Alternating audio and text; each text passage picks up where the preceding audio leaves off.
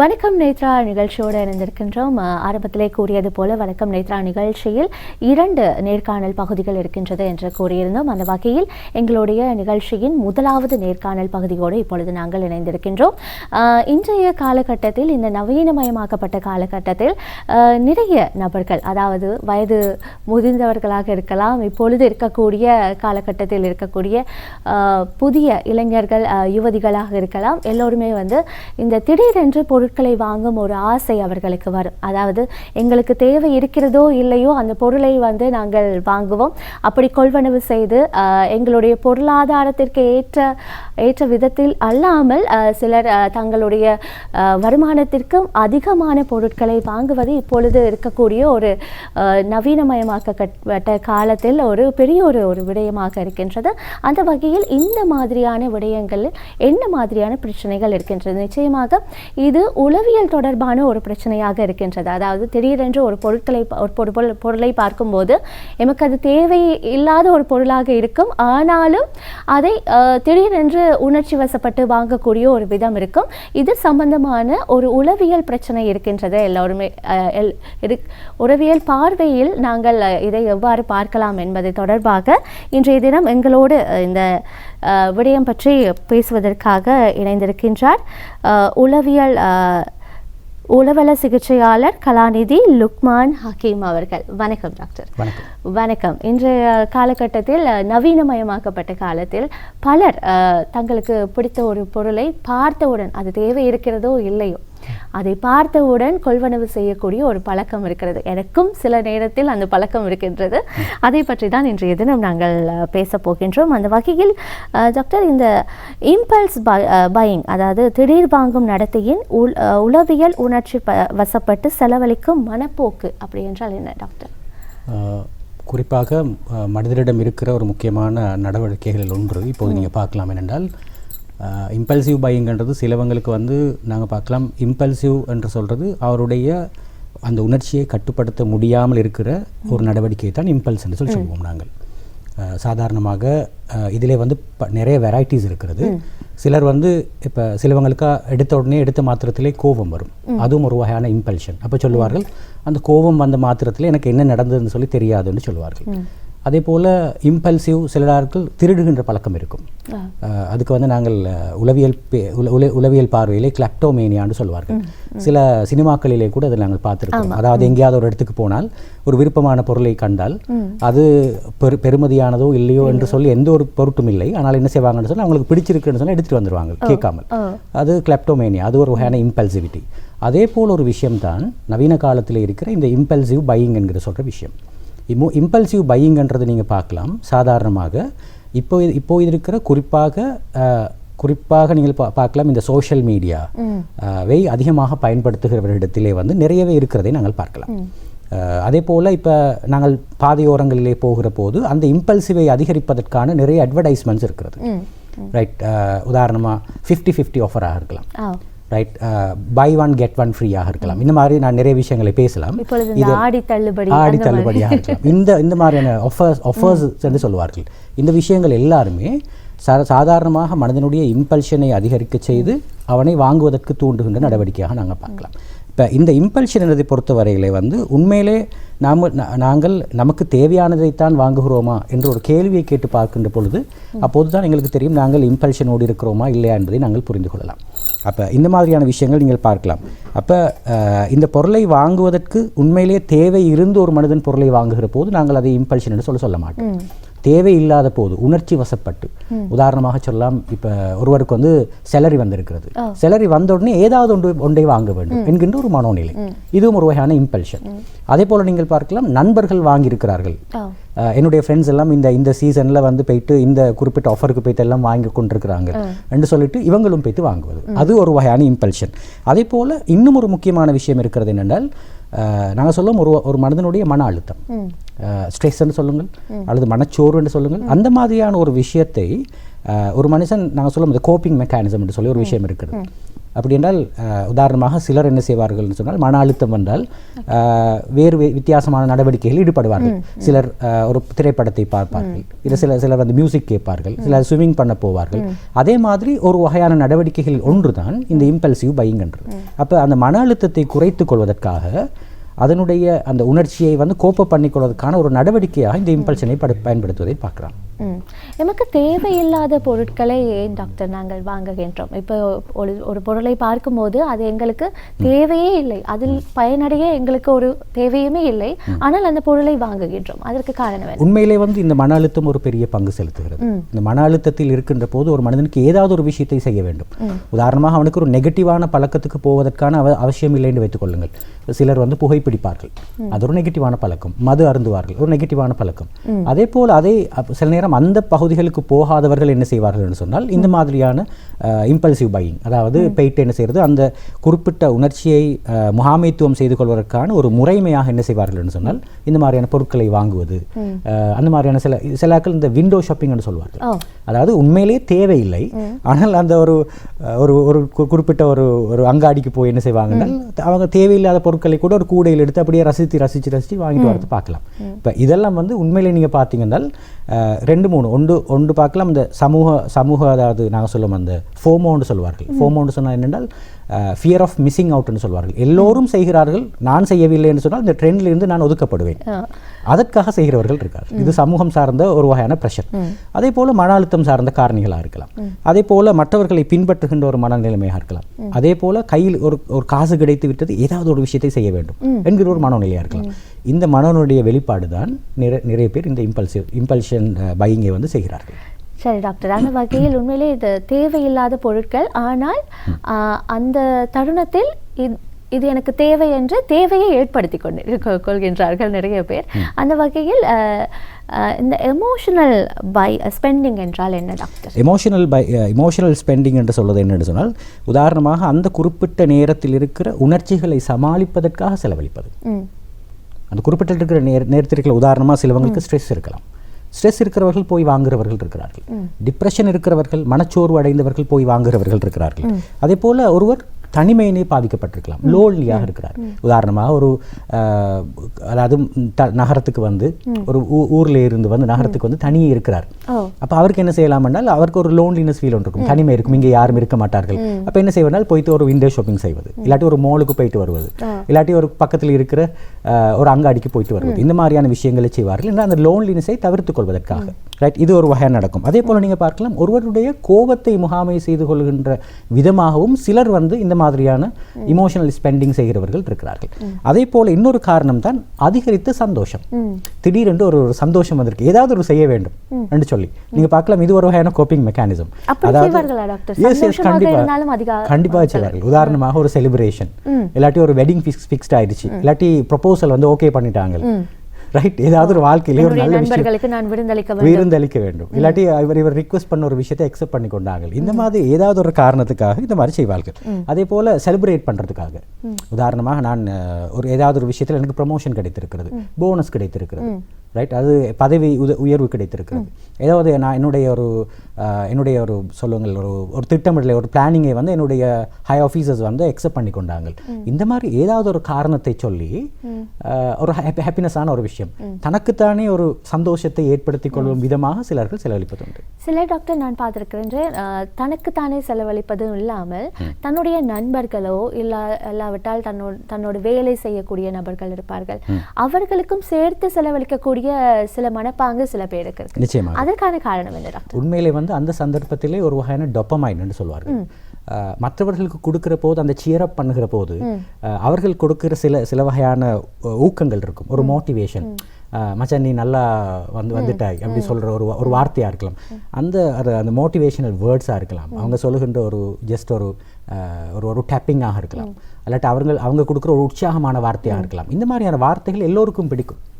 அப்போ தனியே ஒருவர் சந்தோஷப்படுவதை விட 4 பேரை கூட்டி வைத்து அவர்களுக்கெல்லாம் செலவழித்து போட்டு அந்த செலவழிக்கிற சந்தர்ப்பத்தில் அவர்கள் கொடுக்குற சின்ன ஒரு மோட்டிவேஷனான வார்த்தைகள் இருக்குதானே, அல்லது அவர்கள் வந்து உற்சாகப்படுத்துகிற வார்த்தைகள், இவரை கொஞ்சம் அப்படியே பெருசாக தூக்கி வைக்கிற வார்த்தைகள், அந்த மாதிரியான வார்த்தைகள் சிலவருக்கு பிடிக்கும். நான் கூட சில ஆட்களை பார்த்துருக்கிறேன், ஒரு சந்தர்ப்பத்தில் எனக்கு ஞாபகம் இருக்கிறது, ஒரு 65-70 வயது நிறைந்த ஒரு நபர், அவருடைய வீட்டில் இருந்து தான் இந்த கம்ப்ளைண்ட் வந்திருந்தது. என்னென்னு சொன்னால், எங்களோட வீட்டில் இருக்கிற யாருக்கும் இவர் செலவழிக்கிறார் இல்லை, ஆனால் ஒவ்வொரு கிழமையும் தன்னுடைய நண்பர்களை அழைத்து கொண்டு போய் ஏதாவது ஒரு 5 ஸ்டார் ஹோட்டலில் சாப்பாடெல்லாம் வாங்கி கொடுத்து அவர்கள் எல்லோரும் சந்தோஷமாக இருப்பதை ஃபோட்டோ எடுத்து சோஷியல் மீடியாவில் போடுறாங்க. ஒரு 65 வயது இருக்கும், 65-70 வயது இருக்கும். அப்போ என்ன காரணம்னு சொல்லி கேட்குற போது என்னென்னு சொன்னால், இந்த நண்பர்கள் இவரை வந்து என்ன செய்கிறார்கள் அப்படின்னு சொன்னால், ஒவ்வொரு கிழமையும் வந்து அவரை தூண்டுகிறார்கள். நாங்கள் இந்த ஹோட்டலுக்கு போவோம், நல்லா இருக்கும், அங்கே வந்து நல்ல ஃபோட்டோஸ் எடுக்கலாம், சோஷியல் மீடியாவில் பப்ளிஷ் பண்ணலாம் என்று சொல்லி அந்த சந்தோஷத்தை ஏற்படுத்திக் கொள்வதற்காக நண்பர்களுக்கும் சேர்த்து அவர் செலவழிக்கிறார். குடும்பத்தை கண்டுகொள்கிறார் இல்லை. இந்த மாதிரியான மனோநிலை இருக்கிறவர்களும் இருக்கிறார்கள். சரி டாக்டர், சில பேருக்கு இப்பொழுது இந்த நண்பர்கள் மட்டுமில்லாமல் மற்றவர்களுக்கு செலவழித்து சந்தோஷம் காண்பது ஒரு திருப்தியை ஏற்படுத்தும், அப்படியான உளவியல் ரீதியான பிரச்சனைகள் இருக்கிறது. அது உளவியல் ரீதியான பிரச்சனை 2 வகையாக பார்க்கலாம். அதாவது ஏதாவது ஒரு ஸ்பிரிச்சுவல் ரீசனாக இருக்கலாம். தன்னுடைய தாய்க்கு செலவழிக்கிற போது இறைவன் அதை எனக்கு திருப்பி தருவான் என்கின்ற ஒரு ஸ்பிரிச்சுவல், அதாவது மத ரீதியான ஒரு நம்பிக்கையாக இருக்கலாம்.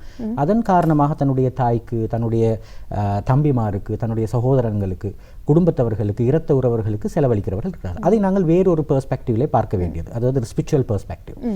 ஆனால் இந்த மற்றவர்களுடைய ஊக்கம், மோட்டிவேஷன், அல்லது மற்றவர்கள் என்னை வந்து பாராட்ட வேண்டும், மற்றவர்கள் எனக்கு வந்து என்னை பெரிதாக நினைக்க வேண்டும், எல்லோரும் என்னை வந்து சியர் அப் பண்ண வேண்டும், அல்லது சோஷியல் மீடியாவில் வந்து எனக்கு ஒரு லைக் போட வேண்டும், ஒரு கமெண்ட் போட வேண்டும் என்கிற ஒரு விஷயத்தை, ஒரு தற்காலிகமான ஒரு சந்தோஷத்தை கருத்தில் கொண்டு அது வந்து எப்போது தன்னுடைய வாழ்க்கைக்கும், தன்னுடைய பொருளாதார நிலைமைக்கும், தன்னுடைய குடும்பத்துக்கும் பிரச்சனையாக மாறுகிறதோ அப்போது அதை நாங்கள் நோயாக பார்க்கலாம். சரி டாக்டர், இப்பொழுது நிறைய பேர் இப்போ சந்தோஷமாக இருக்கும்போது செலவழிப்பார்கள், அதே போல சோகமாக இருக்கும் போதும் செலவழிப்பார்களா டாக்டர்? நிச்சயமாக. சோகமாக இருக்கிற போது நான் ஆரம்பத்திலே சொன்னேன், ஒரு ஆளுக்கு டிப்ரெஷன் வந்தால் சிலர் செலவழிக்கிறவர்கள் இருக்கிறார்கள், மனச்சோர்வு வந்தால் செலவழிக்கிறவர்கள் இருக்கிறார்கள், அதிகமான கோபம் வந்தால் செலவழிக்கிறவர்கள் இருக்கிறார்கள். அதே போல் நீங்கள் பார்க்கலாம், ஒரு ரிலேஷன்ஷிப் பிரேக்கப் பண்ணி வச்சுக்கொள்ளுங்க, அந்த சந்தர்ப்பத்திலையும் போய் செலவழிக்கிறவர்கள் இருக்கிறார்கள். ரைட்? அவை எந்த உணர்ச்சி கட்டுப்பாடின்மை என்கிற ஒரு விஷயம் நடக்கிற போது, அதை முகாமைத்துவம் செய்து கொள்கின்ற வழிமுறைகள் தெரியாத போது சிலர் என்ன செய்கிறார்கள் என்று சொன்னால், இந்த மாதிரியான இம்பல்சிவ் பிஹேவியர், அதாவது கட்டுப்பாடற்ற ஒரு செலவழிக்கின்ற முயற்சி அல்லது இமோஷனல் ஸ்பெண்டிங், இந்த மாதிரியான விஷயங்களில் ஈடுபடுவதை நாங்கள் பார்க்கலாம். இதற்கு சந்தோஷமாக இருப்பது, கவலையாக இருப்பது என்கின்ற வேறுபாடு கிடையாது. 2 வகையிலுமே அவர்கள் செலவழிப்பதை நீங்கள் பார்க்கலாம்.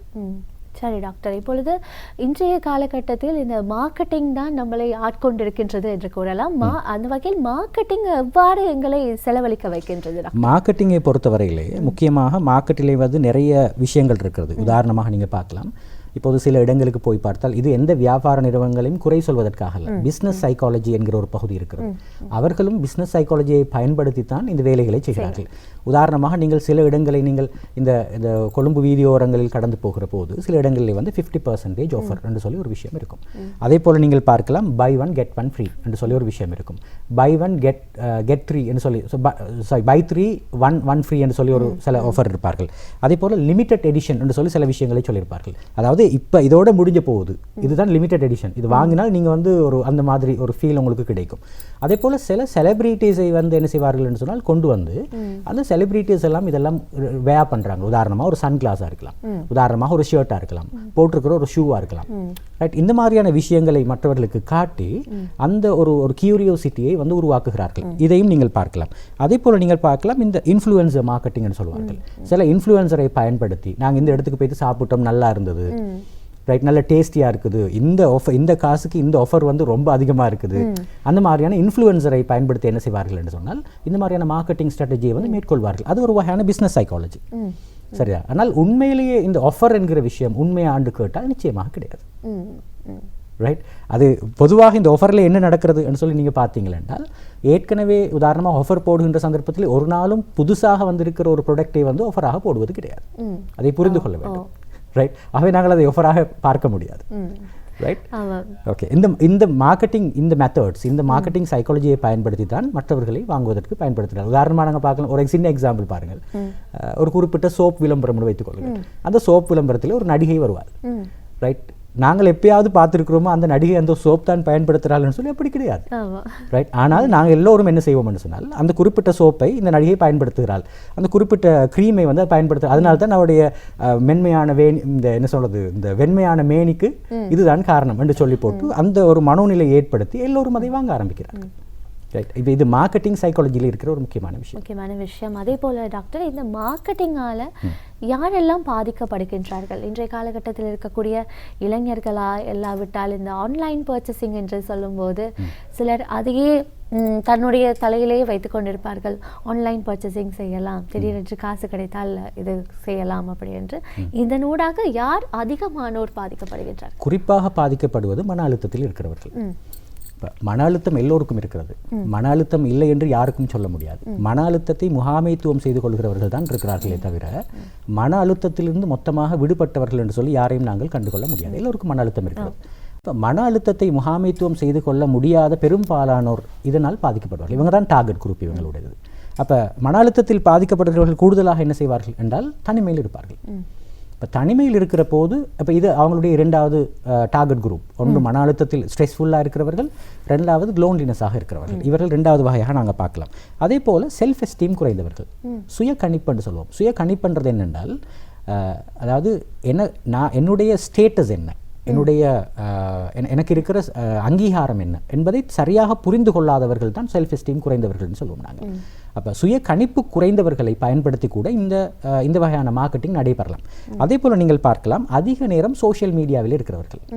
உதாரணமாக உளவியலில் ஒரு கருத்து இருக்கிறது என்னென்னு சொன்னால், நீங்கள் தொடர்ந்தேர்ச்சியாக ஒரே விஷயத்தை திரும்ப திரும்ப திரும்ப நீங்கள் கேட்க ஆரம்பிக்கிற போது அது உங்களுடைய மனதுக்கு பிடித்து போய்விடும். ரைட். நீங்கள் பார்க்கலாம் இப்போ ஒரு முந்தியெல்லாம் நாங்கள் பார்க்கலாம், அதாவது ஒரு இப்பையும் இருக்கிறது அப்படின்னால் ஒரு படம் டிவியில் போகிற போது ஒரே வகையான அட்வர்டைஸ்மெண்ட்டை 3 அல்லது 5 தடவைகள் திரும்ப திரும்ப திரும்ப திரும்ப போடுவார்கள்.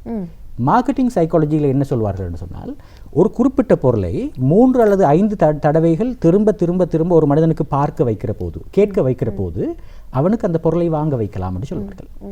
அப்போ இது மார்க்கெட்டிங்கில் இருக்கிற ஒரு முக்கியமான விஷயம். அப்போ சோஷியல் மீடியாவில் நீங்கள் பார்க்கலாம், இப்போ உதாரணமாக அல்கோரிதமை பொறுத்தவரையில் ஒரே விஷயத்தை நாங்கள் குறிப்பிட்ட ஒரு தேவைக்காக ஒரு விஷயத்தை நாங்கள் பார்த்திருப்போம் அல்லது தேடி இருப்போம். அது ரிலேட்டடான விஷயங்களை திரும்ப திரும்ப திரும்ப சோஷியல் மீடியா அல்லது அல்கோரிதம் மூலமாக அதை திரும்ப திரும்ப எங்களுக்கு கொண்டு வந்து காட்டும். ரைட். அப்போ இந்த சோஷியல் மீடியாவில் யாரெல்லாம் அதிகமாக நேரத்தை செலவழிக்கிறார்களோ அவர்கள் இந்த மாதிரியான விஷயங்களில் பாதிக்கப்படுவதற்கான சாத்தியக்கூறுகள் அதிகம். உதாரணமாக தொடர்ந்தேர்ச்சியாக ஒருவர் வந்து ஃபேஸ்புக்கையோ அல்லது இன்ஸ்டாகிராமையோ அந்த மாதிரியான ஒரு சோஷியல் மீடியாவில் தொடர்ந்தேர்ச்சியான அட்வர்டைஸ்மெண்ட்டை பார்த்து கொண்டே இருக்கிறார். நீங்கள் பார்க்கலாம், அதை ப்ரமோஷன் என்ற பேரில் ப்ரமோட் பண்ணி அதை போட்டுக்கொண்டே இருப்பார்கள். அப்போ அதனால் பாதிக்கப்படுவார்கள். அதே போல் நீங்கள் பார்க்கலாம் கிரெடிட் கார்டை பயன்படுத்துகிறவர்கள். என்றால் காசு கொடுக்கிற போது அது எங்களுக்கு ரொம்ப கஷ்டமாக இருக்கும். கிரெடிட் கார்டை கொடுக்குற போது இப்போ பே பண்ண வேண்டியது இல்லை தானே, பிறகு பே பண்ணாலும் ஓகே தானே. அந்த பணத்தினுடைய வேல்யூ என்கிற விஷயம், அது நாங்கள் எவ்வளோ கஷ்டப்பட்டதை சம்பாதித்தோம் என்ற விஷயம் மனதில் இல்லாமல் போகிறது. அதனாலும் அவர்களும் டார்கெட் குரூப் தான்.